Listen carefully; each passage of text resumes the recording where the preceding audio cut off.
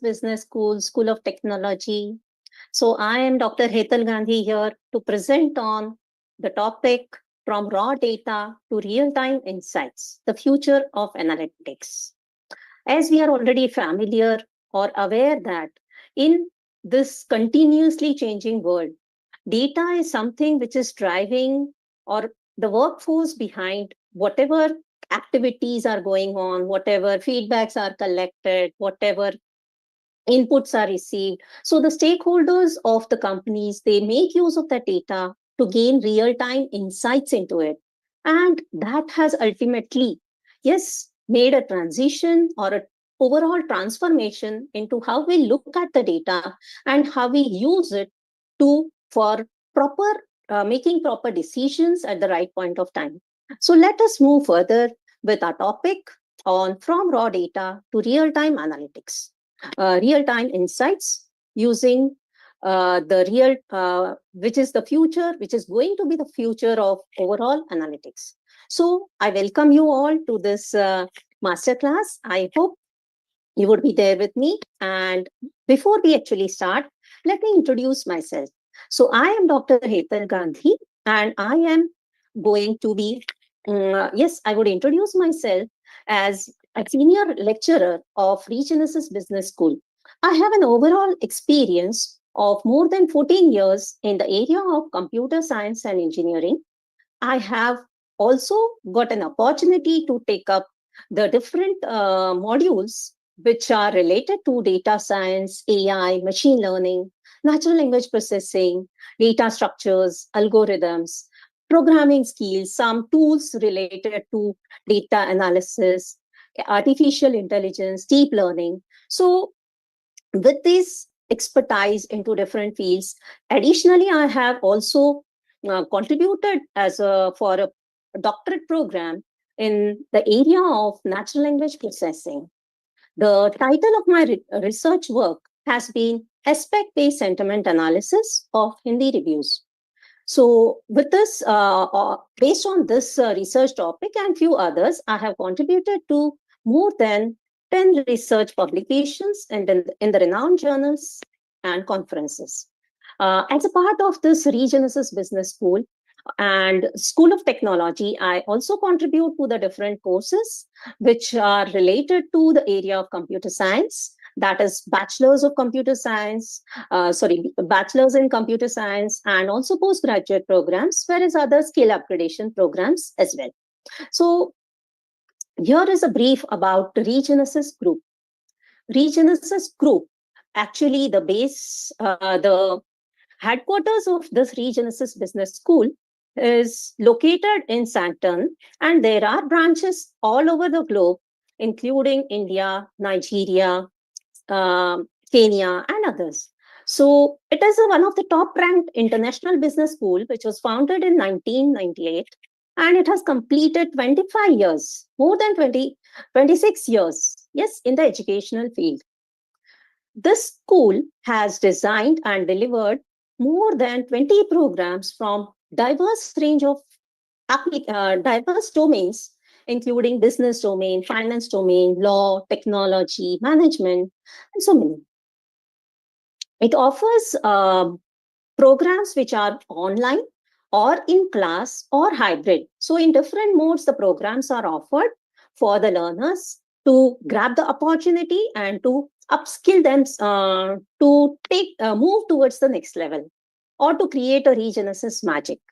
So under this Regenesis Business School, one of the schools is the School of Technology, and I would like to just brief about it, which is a platform. It is a cutting-edge digital learning platform which was introduced by Regenesis Business School. It is introduced just around 1 or 2 years back, and it is recently offering many two programs, one in bachelor's in computer science and other in postgraduate diploma in data science.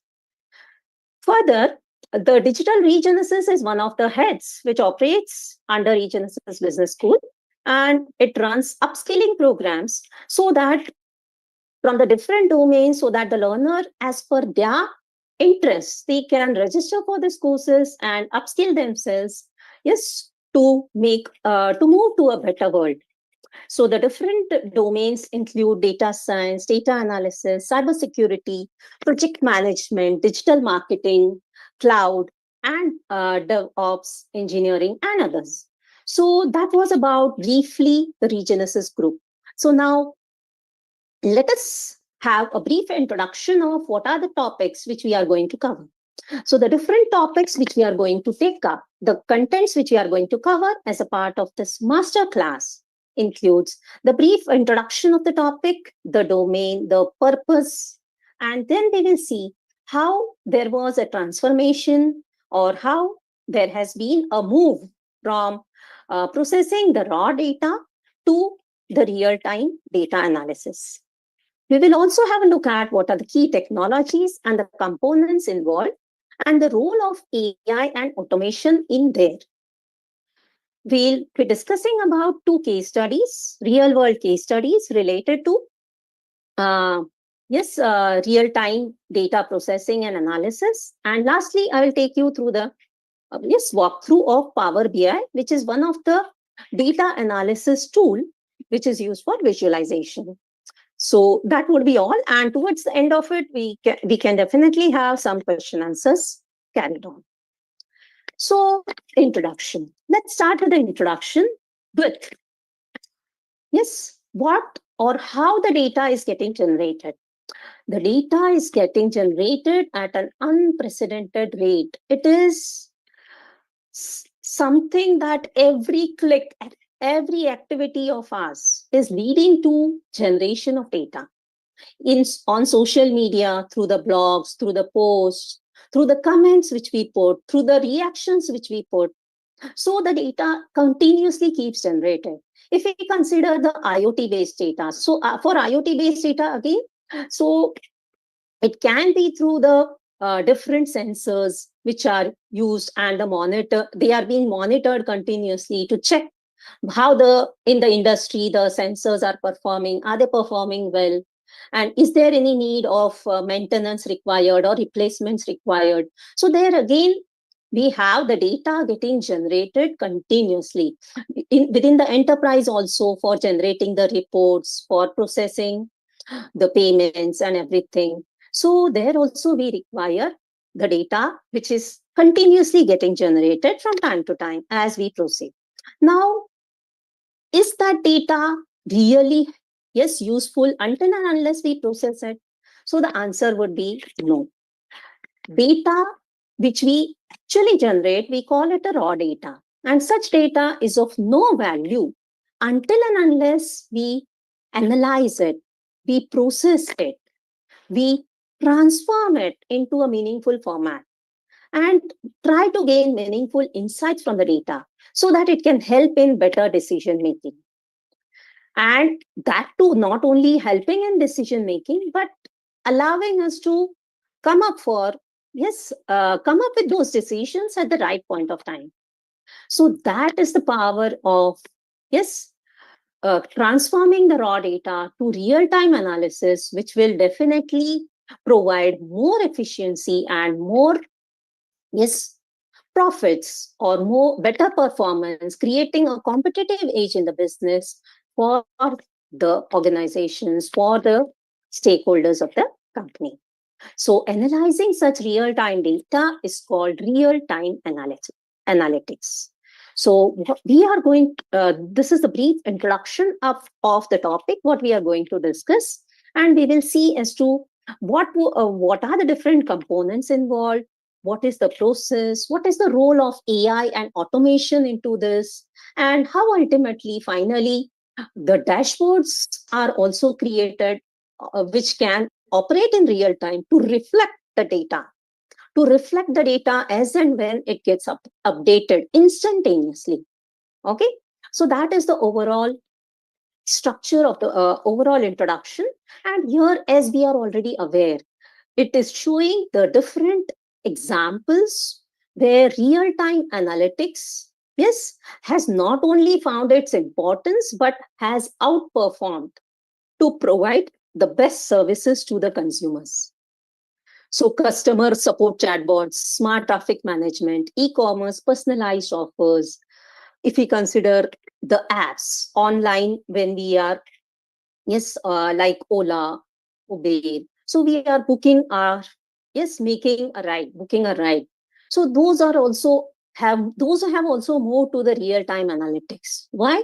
The reason being, yes, they can not only provide services to huge number of customers during that stipulated time, because prior, if it was static, ride allocation was also static. It was when it was not dynamic, so there were issues related to delay in receiving or getting the acknowledgement or confirmation for the rides. But then once they become dynamic, because of this real time approach, so now it is the case that with minimal delay we get to know the responses, how long will it take, so that also we get to know. And further, the stakeholders are also able to go for dynamic pricing policies.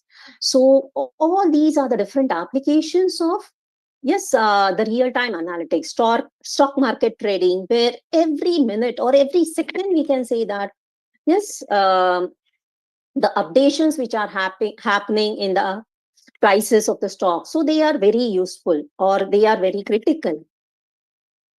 So they needs to be, yes, updated and taken into consideration, yes, with the, you can say, thousands of seconds also. So that makes the difference. Social media feeds, recommendation, fraud detection, healthcare, wealth, weather forecasting. So all those are the different applications of real-time analytics. Now, why is real-time analytics important? So real-time analytics is the first contribution of real-time analytics from the comes up from the perspective of faster decision making.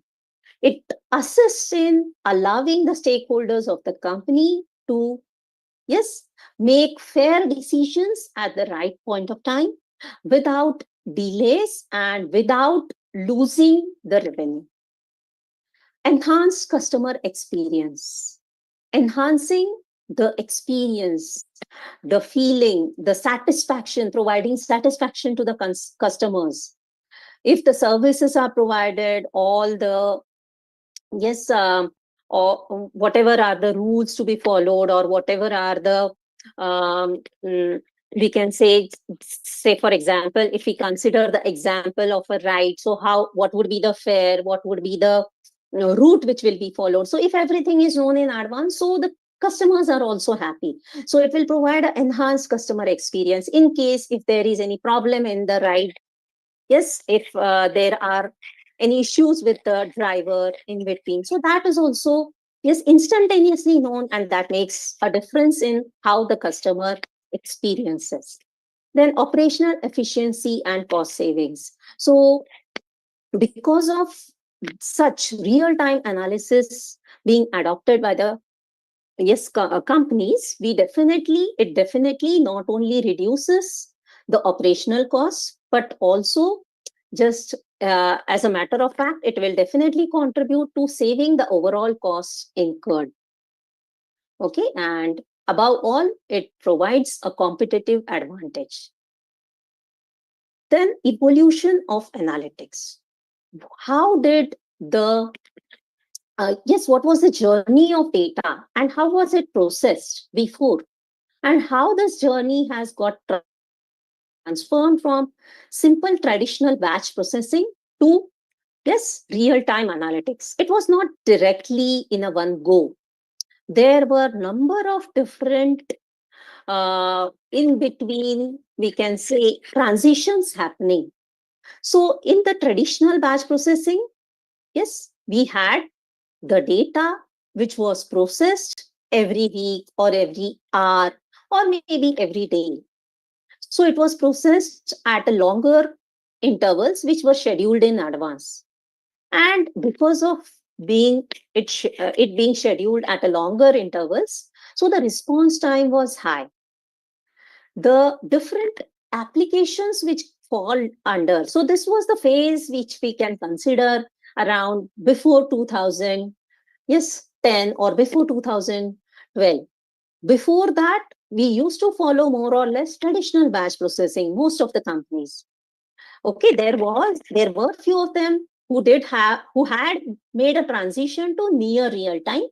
But actually, then beyond 2014 or 2015, there was most of the companies, they had gone for even, yes, transited to even real-time analytics. But what is the difference? So let us have a look at the differences. So traditional batch processing, it has a very huge response time, high response time, whereas the near real-time analytics, it involves the moderate response timings where the responses were received, yes, from seconds to minutes. So the time frames for processing the data was reduced. So every second or every minute, there was a transition happening. The different examples of near real-time analytics include stock market updates, fraud detection, network security, and many more. The last but not the least, the one which we are targeting, or one which is definitely anticipated by each and every stakeholder of the company, is the real-time analytics. So this transition happened because of the need of the hour, wherein the response timings were very, very low. And it was targeted that as soon as the data is generated, it should be processed as soon as it is generated. So say, for example, if we consider the example of, let's say, the ticket booking systems. So there also, as soon as you book a ticket, others can come to know that, yes, now these many tickets are remaining. So there are live dashboards, there are, yes, autonomous vehicles, AI-driven decision-making systems. So all of those contribute to this real-time analytics. They are examples of real-time analytics, and as a matter of the importance of this, basically the importance, as we had discussed, it adds, it's not only provides, yes, faster, it provides better, faster computations, but it also provides satisfaction to its consumers and reduces the cost. So now, what are the key components and technologies involved into this real-time analytics or processing data at such a fast pace? So the first component which comes up is data source, which we also called as event producers.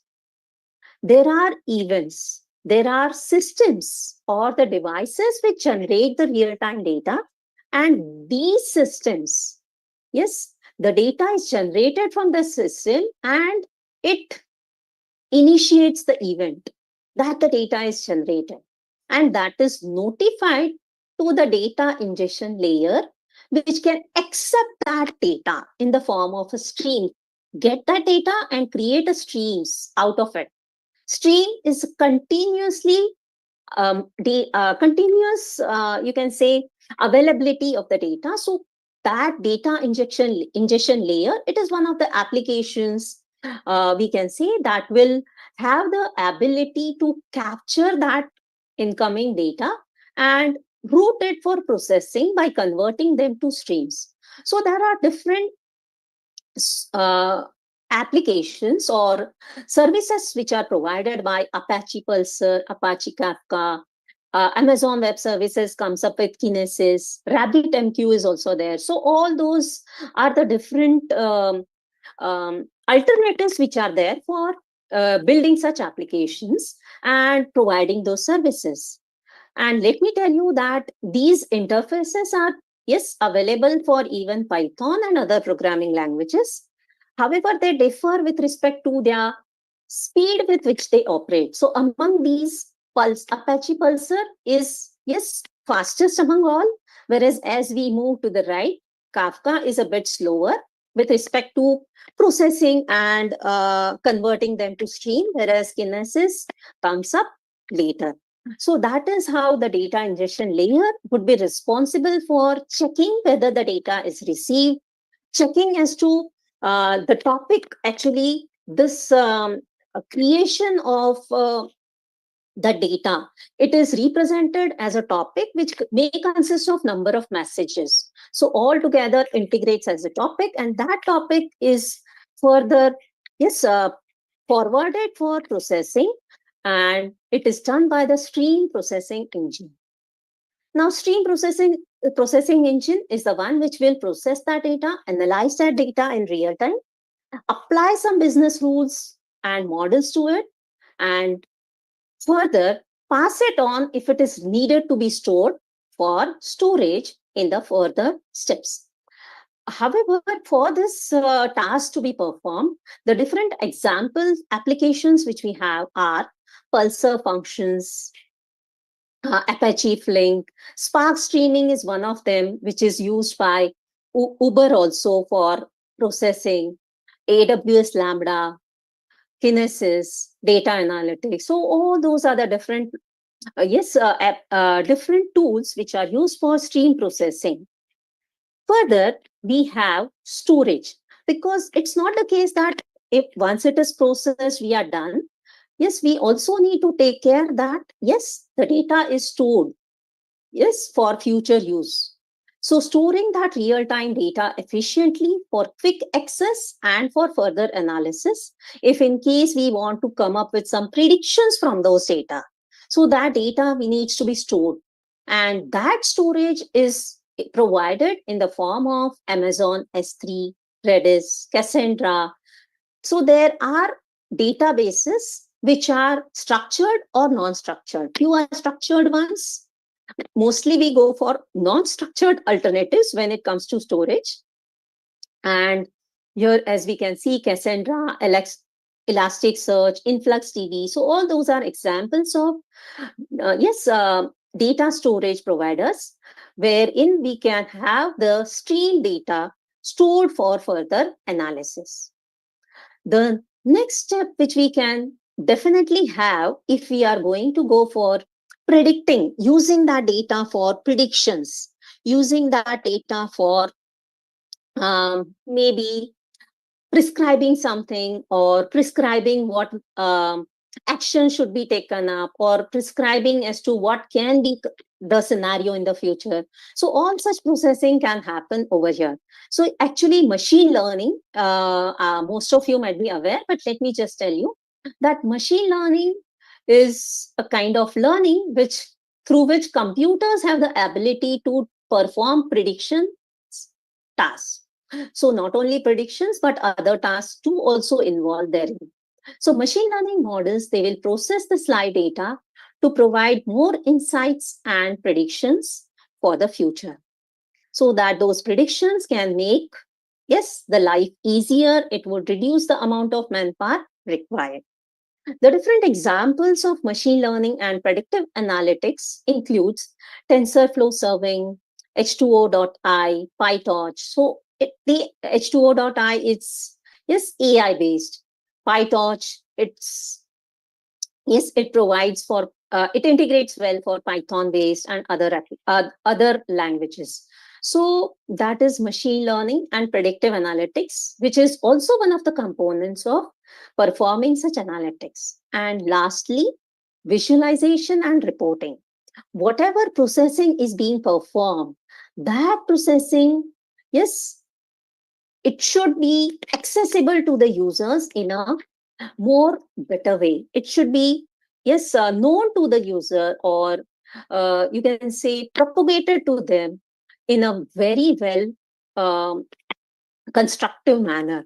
So that would be through the dashboards and the different reporting tools, which can display the real-time insights to its users.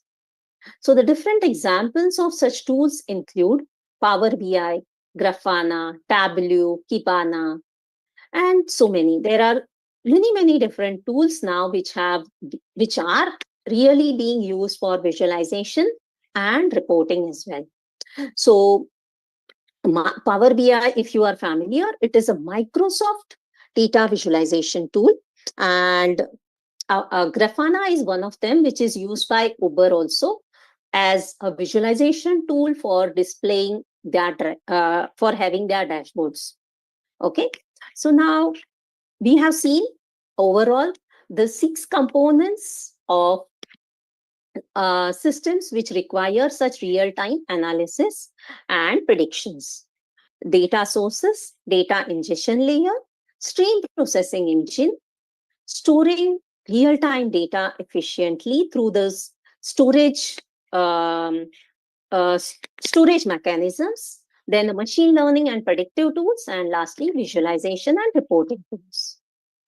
Now, however, with respect to such real-time analysis to be required, what is the role of AI and automation?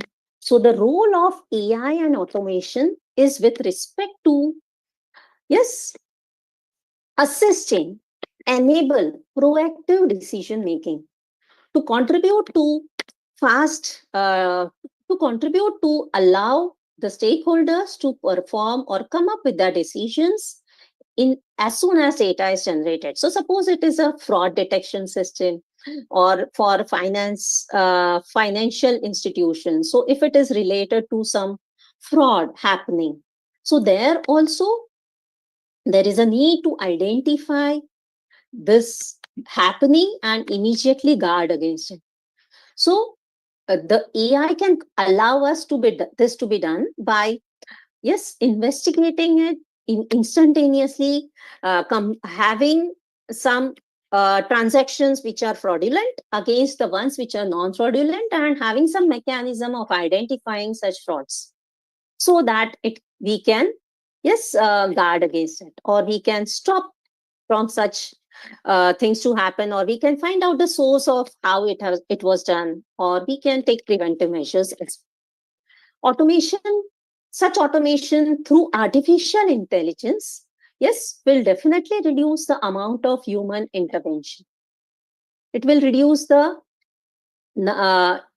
involvement of the humans every now and then, and it will definitely also accelerate the real-time processing of the data, because if we are streaming it, if we are storing it, definitely it can be analyzed and it can be, yes, used to generate very interactive reports. AI-driven analytics helps businesses predict the trends, detect the anomalies, and optimize the operations dynamically. So, dynamic behavior. This dynamic behavior, we can say that if we consider the, let's say, if we take an example of a Netflix. So, initially, Netflix were, yes, they used to provide videos for the end users. So those videos were initially sent in a static manner with the predefined, yes, bandwidth and speed. So that was predefined and it was always sent the same way. But depending upon what was the speed of the internet at the receiver's location, then based on that, it was never happening that the speed was altered based upon the data packets which were sent from Netflix. So if there are disturbances, then it was leading to the, yes, poor experiences for the end users, because they were not able to see the videos properly, or it was either very slow or maybe sometimes very fast. It was getting lost. They were not able to see the part of those videos, clips of those videos, and it was leading to poor, you can say, not poor, but degraded performance, degraded satisfaction, or decrease in the satisfaction levels. So ultimately, because of AI, so what was made possible? So because of AI, the Netflix also have come up with a strategy that always keep on accessing what is the speed of the end user for their network, what is the speed, how well they can receive the packets, and accordingly transmit the data, so that there are no such problems arising. And this is where AI would go for making the predictions and accordingly send the packets for display, and it would lead to satisfaction of the end users. AI and automation also transform the real-time analytics by enabling predictive insights, automated decision making, and self-learning systems. So, automate, you can say driverless cars, automation, driverless cars. So, all those are, if we consider robotics and all, so they are, fastest, wherein which we never want that the robot should strike a hurdle. Okay, so there again, AI is much involved. Specifically, there happens to be so many cameras and so many, you can say, machine learning algorithms, prediction algorithms, deep learning algorithms to immediately identify those hurdles and accordingly make the movement of the robot in a proper direction.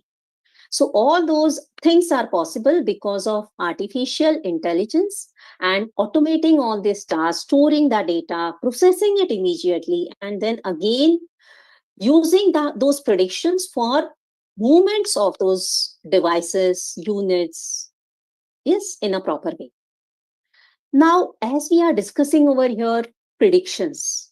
Mostly we use the word predictions, but let me tell you that real-time analytics, it is not just restricted to predictive analytics, but prescriptive analytics can also be the part of it. So just say, for example, we say predictive analytics is one wherein which we will use data mining or machine learning techniques to make the predictions about the possible outcomes, whereas prescriptive analytics will utilize the past and present data, understand it, and make data-driven decisions for the future, improving so as to improve the operational efficiency and the profitability. So here, prescriptive analytics, we are targeting to utilize the past and present to predict the future, foresee the future. Now, if we just have a look at the statistics, the report from Report Prime, the comparison of how predictive and prescriptive analytics will be hitting the market to increase the market, to increase the market share from 12.30 million, which was in 2023, to 60.39 billion in 2030. Within 7 years, there would be we can say 5 times increase in the market share of these analytic tools. So that represents how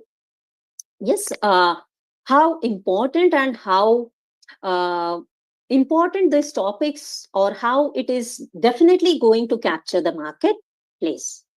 Here, I have just tried to put up the differences among predictive and prescriptive analytics, where the purpose is to forecast the future, whereas prescriptive will go for suggesting the optimal actions to be taken. Actually, both use AI-based mechanisms, but with predictive, there is a focus on using machine learning or deep learning models, whereas other than those, prescriptive uses other than those which are not only restricted to those models, but additionally some other aspects of artificial intelligence for better decision making. And it also definitely requires the inputs from the managers of the company, so that how they perform or how they used to have their make use of their inbuilt, you can say, inner strength to identify and come up with some decision making. So those also are utilized to come up with better analysis being done.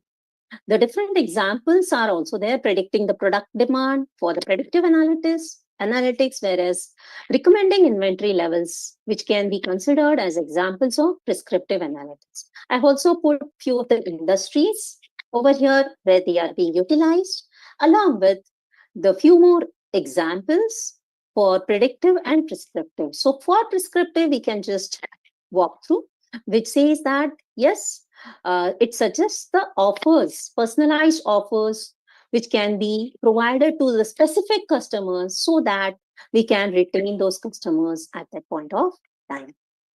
So that that was about the differences between, yes, predictive and prescriptive analytics, and how this has changed, how AI has enhanced these real-time insights. So here, as we can see, AI has made a transition. AI has impacted on the real-time analytics through automated pattern detection, eh, for anomaly detection, for allowing personalization, and for process optimization.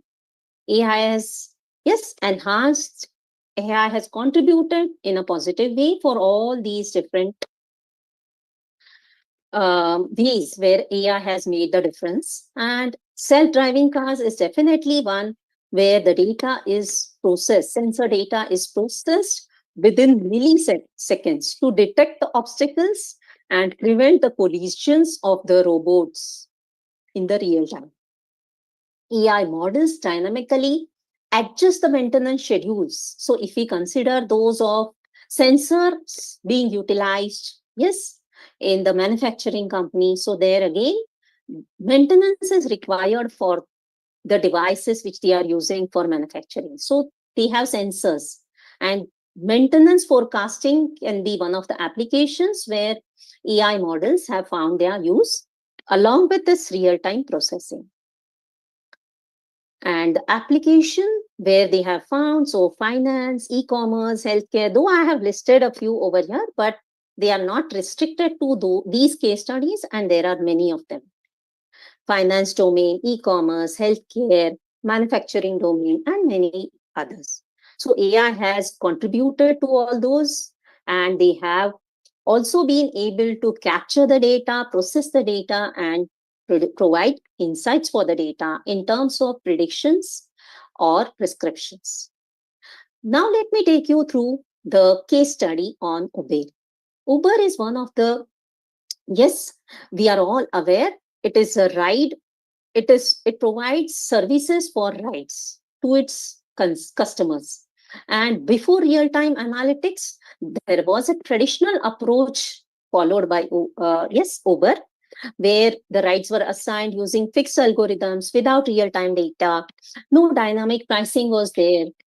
Yes, the system relied on batch processing. However, then there was slowly transition using the GPS tracking systems, involving streaming data processing, and developing the search pricing, dynamic pricing policies, and finally integrating predictive analytics to forecast, yes, the trip times, what will be the time needed for the for the ride, predicting which driver, yes, the request should be transferred to. So all that was made possible, and the overall impact of such, yes, real-time analytics has resulted into reducing the wait times, increasing the driver availability, and optimizing the routes, leading to better fuel efficiency.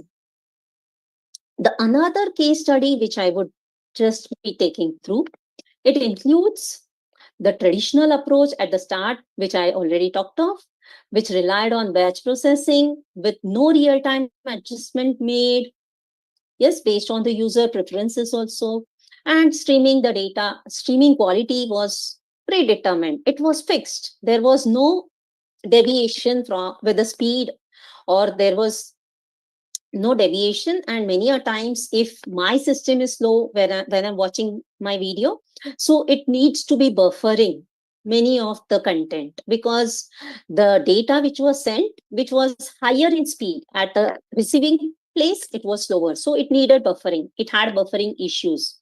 However, then when they adopted the real time analytics to it, so there was a transition wherein which it, yes, allowed dynamic pricing to be introduced, and it also allowed the users to see the watch history, yes, and further also allow for user behavior tracking. The overall impact is enhancing the viewer experience with ultra personalized content suggestions, optimizing the video playback quality, and also allowing for data-driven content production decisions to be taken so that they can reduce the investment risk.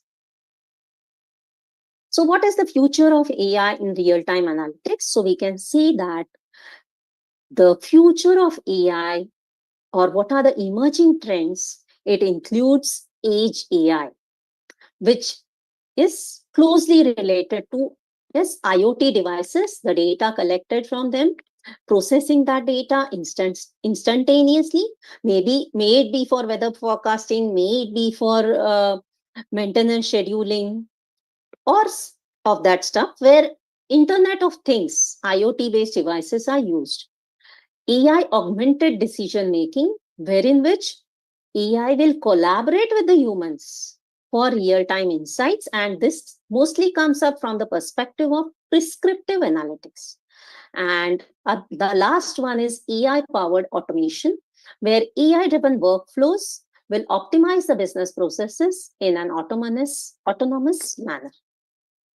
So the key takeaways, I would say that the future of AI, yes, it should have, for real-time analytics, it would definitely have artificial intelligence, automation, and analytics, which can together contribute to a faster, a smarter, and more efficient analytics, which can definitely shape the future for better decision making. Now, I would like to take you through the walkthrough with Power BI. I think before we go for a walkthrough with Power BI, let me take you through what is Power BI. So Power BI is one of the tools which is used for creating very interactive dashboards, and they are such that, or it is a tool which can integrate well with the stream data as well, real-time data as well, and allow us to analyze such data. So the different features of Power BI include data connectivity and transformation. Under this, definitely, as I told you, it has the ability to connect to different multiple data sources. Even from the cloud, we can have the data integrated. Yes, with Power BI. We can fetch the data even from the cloud sources or from the even SQL files, from the web, from the Excel. So once the data is collected, it needs to be cleaned, transformed. It needs to be, yes, filtered and reshaped if required as well. So that is also possible with very, we can say, without any code. Power BI is a no-code tool. We do not need any coding here, and there is a very simple interface through which all these functionalities are provided. DAX is a data analysis expressions, which allows us to, yes, come up with the mentioning the expressions in order to come up with the aggregate functions, and with respect to the different variables which are there in my data.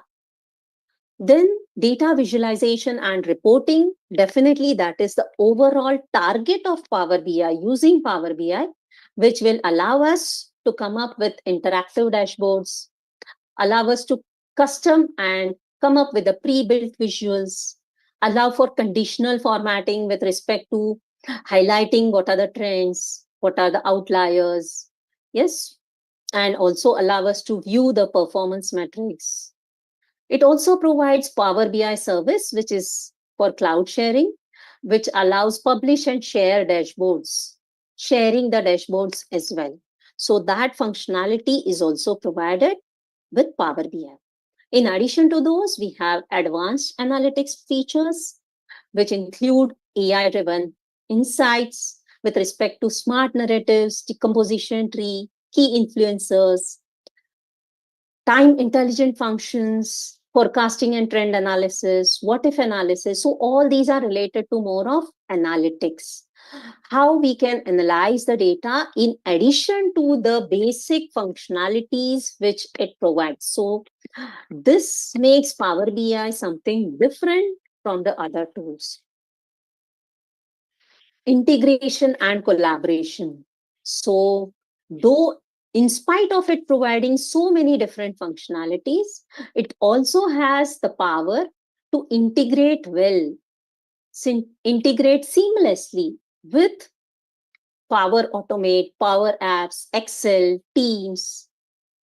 Yes, it also allows exporting the reports in the different formats, also allows the authentication and other role-based assignments, role-based authentication to be provided to its users, and data refresh time. We can also set the data refresh time, how um, at what intervals we want that data to be refreshed and processed. So all those mechanisms are provided with Power BI. And last but not the least, AI and machine learning capabilities for natural language querying, for automated ML models, integration with Python and R, cognitive services. So all those are the different applications or function features provided by Power BI for analysis.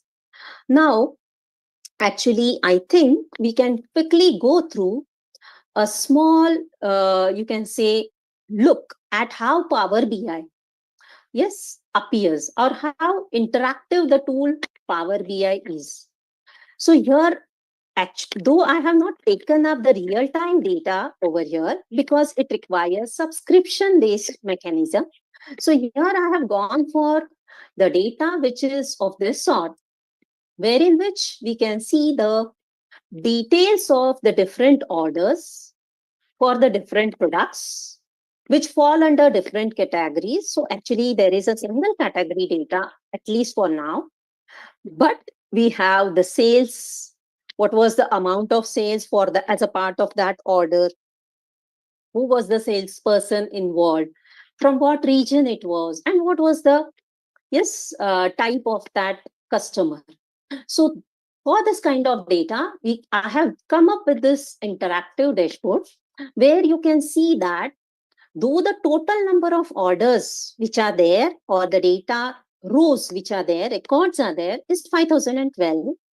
And I can also find that actually this analysis is over the overall number of rows, records, what is the sum of sales amount in total? And what is the total profit earned because of those orders? So here we can see the overall overview of how we are performing with the orders. Now, in addition to those, if we closely have a look at, as you can see over here, we have, just a minute, and just go down. Yes. So as you can see here, we have the total sales by product. So there are 5 different products, and we can see that what is the contribution of each product. So more or less, each product seems to be contributing in the same way with the total sales values for that product. So tablet, headphones, smartwatch, laptops. So all are more or less equally performing. But if we want to check whether they are really equally contributing with the total profit, so that also we can check very easily by just clicking on maybe by just a minute. I think it is stuck. Okay. So by just clicking on, suppose I click on the tablet. So I will come to know what is the overall contribution of tablet in, the overall profit. What is the contribution? So it is 526,000. Whereas what is the contribution of headphones? So 504,000, maybe rands or whatever. Laptop, then smartphones. So more or less, they are also contributing with the similar profits. So we can filter our data the way we want. And while I am though clicking on one of them, so the similar analysis or the similar kind of filtering will also happen with the other plots. So that is where, Power BI stands differently, which can allow us to have a look at the data, which can also allow us to use the new measure to create new measures using the DAX, creating those measures and then utilizing them for the different visuals which we want to come up with. Okay, so that once the visuals are created, we can again filter those visuals with those specific columns. So the amount of analysis, or you can say interactive view of the dashboard, looking at the data from the different perspectives, would be available, would be possible through Power BI as a visualization tool. Okay, so that is about that was just a brief here, as we also can see that individual contributions of the salesperson. So how has, say for example, James Smith, what was the total profit earned because of James Smith being a salesperson, and the profit earned because of the products ordered through him, then Kimberly, then let's say Rand. So we can see that the contributions can be seen very easily. Whereas on the left, if we just have a look at this plot, wherein which we have the total profit by salesperson name. So the same data which we were clicking over here and then having a look, so that can also be, yes, we can come up with in this way. So here it is total profit, here there is total sales. So accordingly, then it will appear here in this. Yes, this is for sales amount and this is for profit. So we can have such graphs also created, or we can also rely on such cards. So that is overall about the Power BI dashboard, which is one of the tools which we can use for real-time analytics for dashboard, creating the dashboards, which can be very much interactive. Now, overall, with our journey, what are the things we have been discussing? So we have discussed how real-time analytics is essential, and it will definitely provide improved efficiency. Yes, allow us making data-driven decisions in an instantaneous manner, and also assist in creating a competitive edge. Data pipeline is also very critical, where we have seen the 6 different stages of how, right from the producers of the data, we move on for ingestion, then processing, storage. If machine learning gets involved for predictions, then machine learning, finally visualization. So we have also seen the data pipeline, the role of AI and automation, and industry applications. What are the different industry applications? We have seen 2 case studies as well. So where this real-time analytics can really contribute. And lastly, how Power BI can prove to be used for even real-time reporting. So for real-time reporting, let me just tell you that for real-time reporting, there are options over here.